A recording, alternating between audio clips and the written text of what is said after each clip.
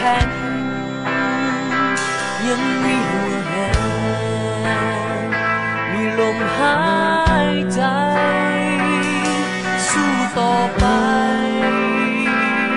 สู่จุดหมายชีวิตยังเดินต่อไปในหัวใจยังมุ่งหวังมีกำลังใจจากคนข้างกายที่ห่วงใยเสมอ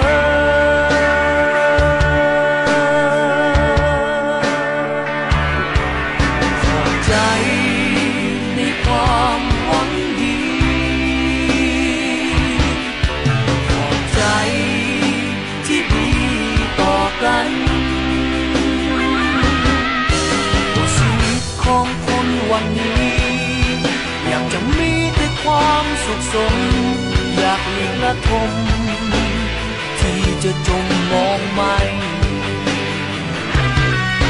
แต่มีบางคนสับสน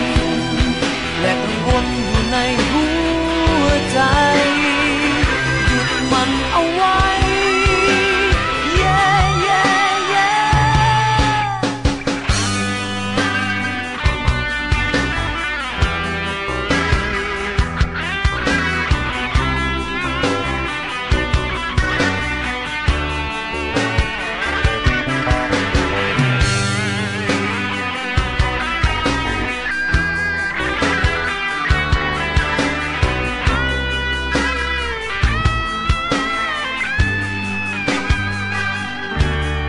ชีวิต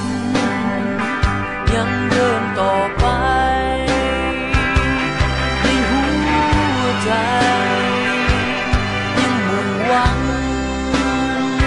มีกำลังใจจากคนข้างกายที่ห่วงใยเสมอ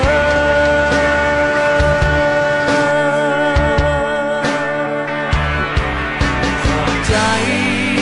ในความหวังดีขอบใจที่ดี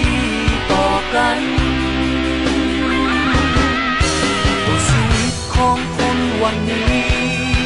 อยากจะมีแต่ความสุขสมอยากหลีกละทมที่จะจมมองไม่แต่มีบางคนสับสนและกังวล